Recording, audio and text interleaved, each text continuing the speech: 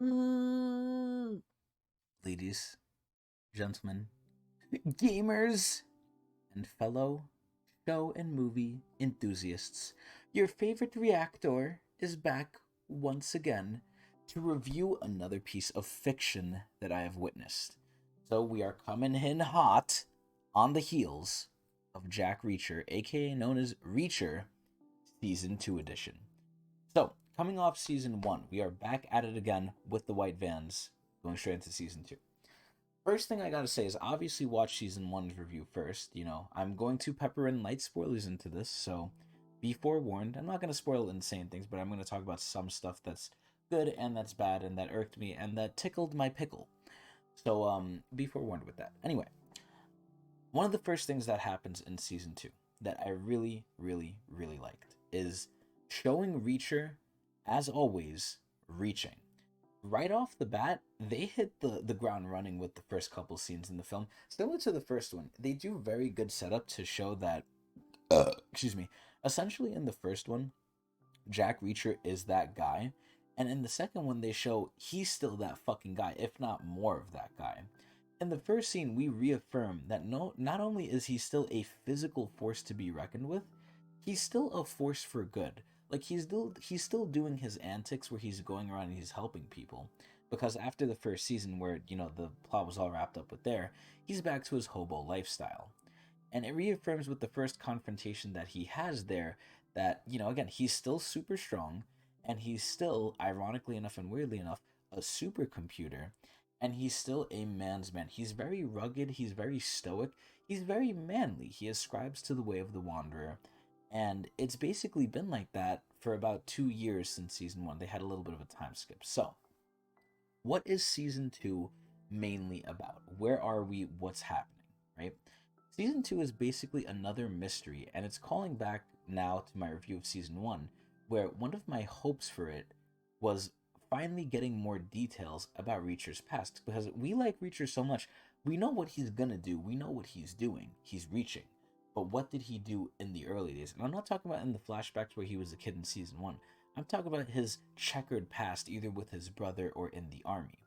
Now, thankfully, they go about that in this season a great amount, and that's pretty much the crux of this season. That's one of the driving points is what happened with him in the army. That's because mostly what this season is about is his team that was with him in the army. So essentially, the whole plot is someone is going after his team that he used to work with when he was in the armed forces. I would like to put this out again, comparing this to season one. The first season's mystery about like kind of who done it, who's doing the bad, who killed who. It was a pretty good one, and that's still in here in a way in season two.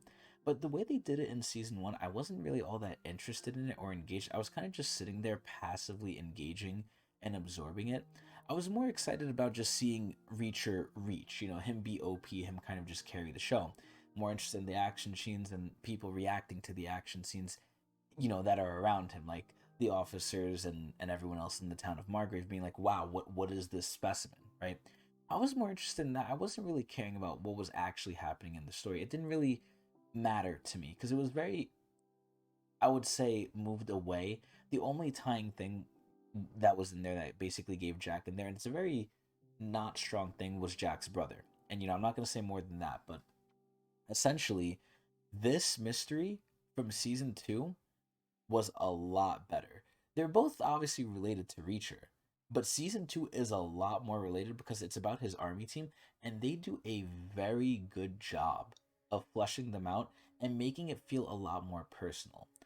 So it was just really good. Like the story for season two really had me gripped. Now, one thing that's already better off the bat comparing season one to season two is Reacher himself. I can't honestly count how many times when I was watching this show where I looked at Reacher, and obviously they have scenes where he's naked and stuff, he's shirtless, you see him for what he is. And I can't count the amount of times I said, Jesus H fucking Christ, Lord Almighty, is he a fucking jacked manimal? In season one, he's already pretty big. Like he looks like a giant. He's the Jolly Green Giant, right? In season two, I don't know what the fuck happened. I don't know what they told him, but the actor bulked up like fucking crazy. He actually looks like a god of brute muscular force. Like he looks like he would be back in like the Olympian days. He's just muscular meat flesh. It was insane. Now, it did come out, unfortunately, that he did end up using enhancements to get this way, which, in the beginning he said he didn't, then he glided around it, then he kind of admitted it. And to be honest, it's not something that is really that uncommon nowadays. And it was pretty obvious. This is where, if you know anything about how people naturally look versus how they look on enhancements, you'll know right away that this doesn't really come as a surprise. It's sad, but it's not all that unexpected. But it is what it is. I'm not gonna let that really factor into the rating or review of the show, but I did want to put it out there to basically have the truth be there at the very least. But either way, he really looks the part though. Like Jesus Christ, he looks insane for a hobo who just goes around like doing whatever the fuck he wants. I don't know if he's training. I don't know what he's doing, but my God, it looked like you don't want to mess with him. Like Jesus Christ. So another new thing that's good with the new season is the whole new dynamic. So like I said before, in kind of what's going on in the story, the main cast that's with Reacher is basically his old army team that he had while in the armed forces, and they were called the Special Investigations Unit. Now, in season 1, a lot of the main cast were regular people.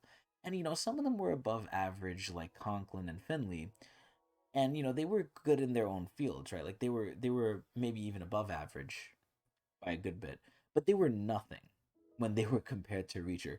Reacher is his own animal. Now, in season 2, we're basically just done with almost everything from season 1. There's some callbacks and stuff, and Reacher does have some cameos with some old characters, and we get to see a lot of fan favorites and stuff sometimes. And by a lot, I mean like one. But it's pretty good. It's not like it's completely divorced, but season 1 is basically gone. In season 2, we basically, like I said, get to work with Reacher's old team. And these people were selected by him. They are professionals in their own right. I mean, the fact that he selected them means they should be up to caliber. And they were in a special unit. So a lot of the times throughout the series, you see that these people can keep up with him. And for it to feel like that, his allies are obviously pretty badass. They keep up, and they're in their own right, they're pretty amazing. And it has the side benefit of making the story actually feel like the stakes are higher. And they are. They're going up against, I would say, probably a bigger, more capable entity in the second season than they were in the first one. And it really does feel like that because Reacher could probably do it with a lot of difficulty. But the fact that he has his team and even they're still somewhat struggling, although they work very well together, it really shows that this time it's kind of a bigger stake, and I really did like appreciate that. It really feels like more of an actual, I don't want to say a fair fight, but a fight where it's a little closer, which is good because you don't want it to be a complete stomp out, even though that's what I like most of the time, which I did say in the season 1 review. It's not fun to have it all the time, so the stakes did feel much higher because his team is actually professionals and they can work with him. Now, another thing that they do in season 2 here was they tease and foreshadow the villain, or villains, because there's multiple, in a lot better ways than they did in season 1. So it's kind of a little bit of a juxtaposition here. Despite season 1 not really revealing the main villain of who actually done it until like the very bare ass end, and that came with its own positives. It did subvert our expectations well. But season 2 almost does the exact opposite, but the exact opposite here is actually what I kind of like a little bit more with how they did it. It shows you straight up who are like the early big villains. Like you see them, you see both of their faces. You don't know their names, you don't know what they're doing. However, you know with the way it's portrayed that they're the villains. And there's still the big mystery of why they're doing what they're doing. Just because you see them doesn't mean the mystery is gone, right? Obviously these people are the main villains, but they did it in such a way where it's like you're wondering who are they, what do they want, and the way they drip it to you and they figure it out over time was really really well. Where it's like they're adding context to what's going on, and I think it was really cool. Where we know the characters don't know, and we get to see them figure it out, and it's really really nice. And obviously there is some excuse me, there is some reveals throughout the season. I wouldn't say as big as season 1, where like season 1 was all about revealing, like subverting the expectation, be like, oh, this guy's actually the villain. You thought it was him, but it's not. It was me, Dio. But that wasn't really here in season 2. It's there, but not as big. But that's honestly fine because I like the way they did it here. But the best part is also there's multiple villains. Like there's a good amount of villains here. Either way though, it might seem like I'm comparing this a lot to season one, and put plain and simply, that's because I am. Rather than reviewing the story in a vacuum, I feel like I have to compare it to season one. Season one obviously is going to be compared to nothing, except maybe the own genre it's in. But season two kind of has to be compared to season one. I am going to rate it on its own, but I'm going to draw a lot of comparisons and parallels to season one to see what they improved on and what they didn't. Because I feel like that's important, personally. And this is my review, so I get to do what I want.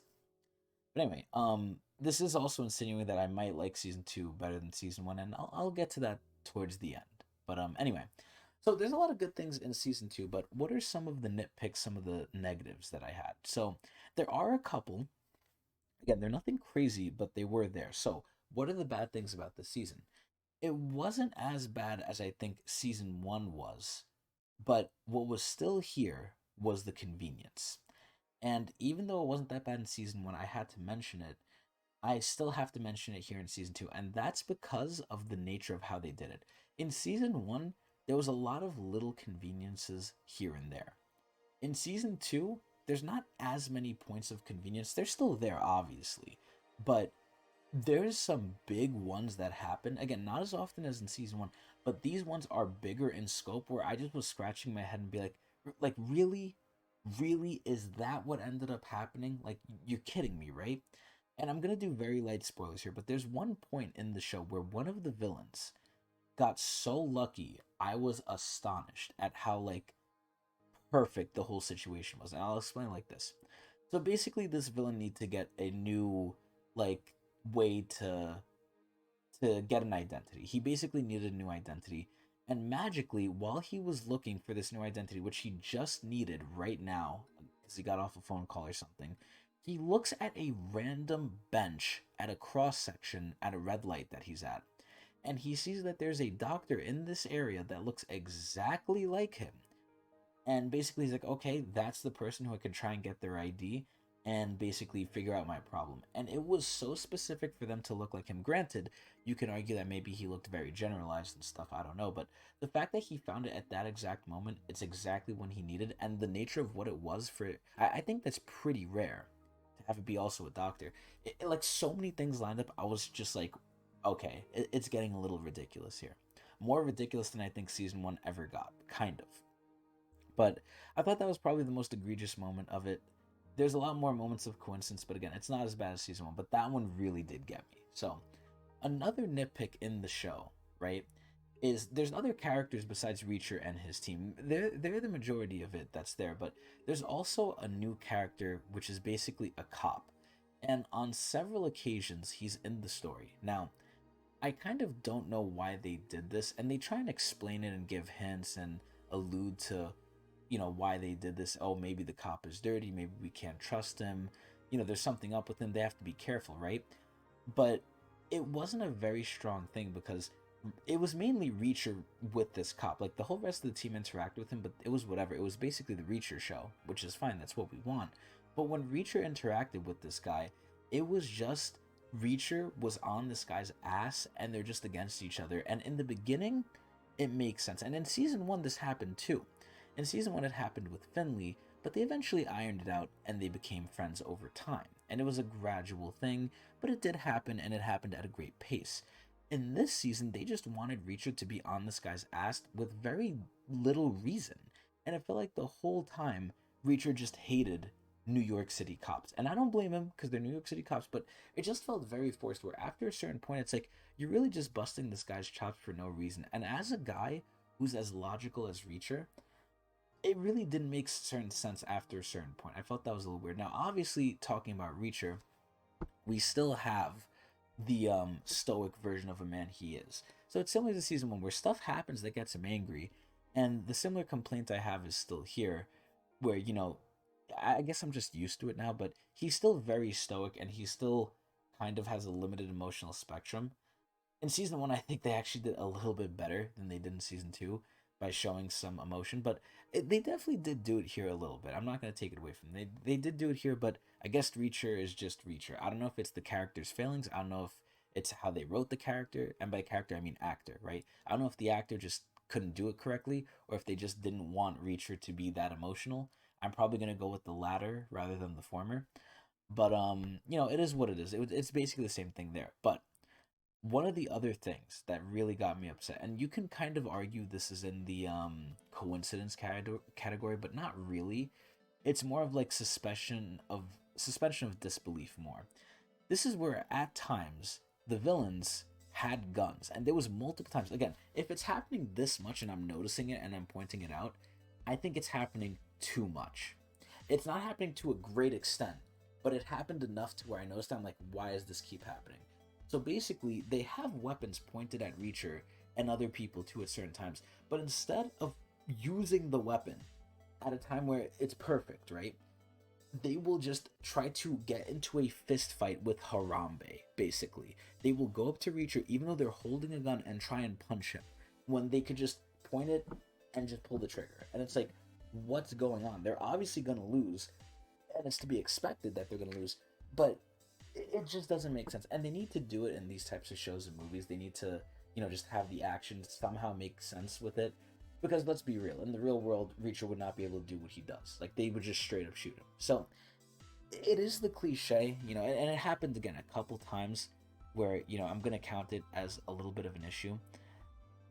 But if you're going to really rag on this, because this is how I thought of it, it happens in the whole genre. The whole genre of OP characters, at least live action, you kind of have to make these situations that, even if they have guns, because guns are everywhere, right? Guns are ever prevalent. And you can't make them bulletproof unless it's fucking RoboCop or something. This is just a common issue with the whole genre. So there are some things you just kind of have to accept as nonsensical, and unfortunately, this is one of them. I think they did do it a little bit much, which is going to be a little bit of a negative here. But I am biased towards Reacher, so I give them, surprise, surprise, I'm biased towards it. I give Reacher, the show, a little bit of a pass because I like it so much. And it's a constant thing that plagues them. You can't really have the show be uber realistic, but it's like it's past being nonsensical at certain points here, where it happened a lot. And I'm like, okay, these villains are like really, really dumb. And it shows. But anyway, another nitpick that I have, which ironically enough has to do with one of the things I praised before, was Reacher actually having his old squad of competent people. So I actually really, really like the squad, right? Obviously we know about Reacher, we see into his past, but there's other people in the squad that are really likable, that are really, really cool. And I don't want to go too much into it because it is going to spoil a lot of stuff, but let's just say a lot of the squad and how they interact, their characters are memorable, they're cool, they're funny. I really like them. I really like them, especially one of them. One of them is like Reacher's right hand man. He has like brass knuckles and stuff.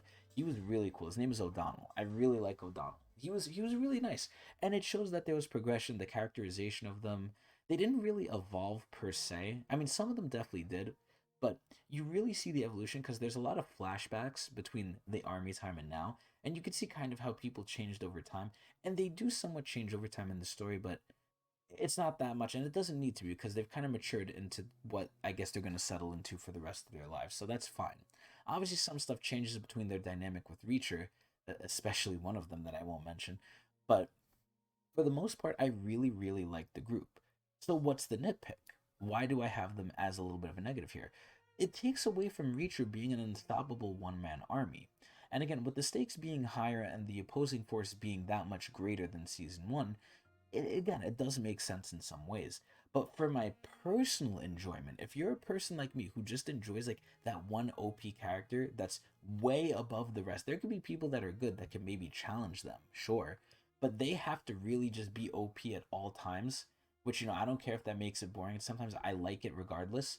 I love Reacher carrying everything, like him being unstoppable to where even his group is like, holy shit. And at times they are like that. At times they do give him the clout he deserves. But at other times it really seems like, you know, he's scaled down. And, they took it away because his team is so good. He needs them. They needed screen time. They needed to have the ability to influence the story. And it did lead to me somewhat disliking how at certain points Reacher's reaching ability basically became shared. He didn't have 100% of his reaching power. He gave some of it through, like, I guess their army teachings, their time in the army, to his comrades because they were able to fight too. Granted, they're not going to ever beat him, and they're not going to be as good as him. They all have their uses, though. They're all very specialized with certain things, and they do a decent job of showing it too. Like one of them is good with numbers, one of them is really quick on his feet in terms of how he talks and interacts with people. One of them has a lot of connections. One of them is a really good sniper. They all have stuff that they can sort of bring to the table, even with Reacher there. But I really wanted Reacher to be like above them by some certain leagues, by a lot of space, and it wasn't that much. Which again, it makes sense why, but it definitely did not contribute to my enjoyment of this. So it took away from it a little bit because I'm here to see the one guy eat some fucking ass and reach up there, and unfortunately that went down a little bit. But either way, the ending wasn't anything too crazy. It was pretty good though.